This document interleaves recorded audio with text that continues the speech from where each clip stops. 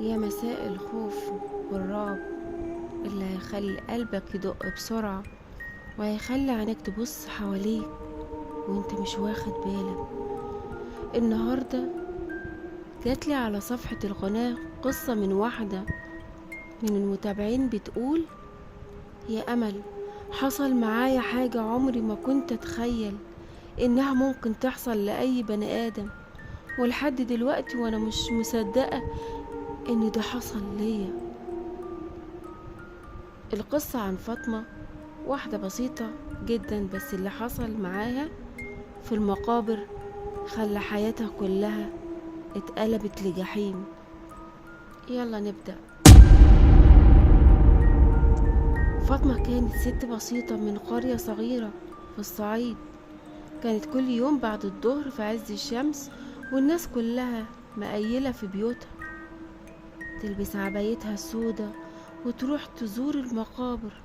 محدش كان فاهم هي ليه بتروح بالذات في الوقت ده، وهي كانت تقول دايما: وحشتيني أمي، وحشتني ريحة التراب اللي بتطمن قلبي. في يوم راحت فاطمة كالعادة، فتحت باب المقابر ودخلت. الدنيا هادية جدا، مفيش حتى صوت عصفورة. بس الغريب إن كل مرة كانت بتقعد تعيط شوية وترجع بيتها. المرة دي قعدت على الأرض جنب قبر أمها وفضلت تعيط تعيط تعيط لحد ما حست إن في حد واقف وراها. لفتت بسرعة، مفيش حد، لكن سمعت صوت: مالك يا فاطمة؟ بتعيطي ليه؟ اتجمدت في مكانها وبدأت دموعها تنشف من الخوف. قالت بصوت عالي شوية: مين هنا؟ الجن ظهر. رجعت تبص على القبر، لقيت حاجة قاعدة مكانها، حد لابس أبيض كله وشه مش باين بس ملامحه مريبة، وابتسم لها ابتسامة خفيفة: ما تخافيش، انت وحيدة هنا، بس احنا معاكي. حس فاطمة حست انها مش قادرة تتحرك، كأن رجلها ارتبطت في الارض. عينيها بدأت تغيب، تشوف حاجات مش موجودة. قبر امها تحول لضباب، وطلعت منه ايدين سودة طويلة مسكتها من رجليها. صرخت بس الصوت ما طلعش. كان في حد كبس على صدرها.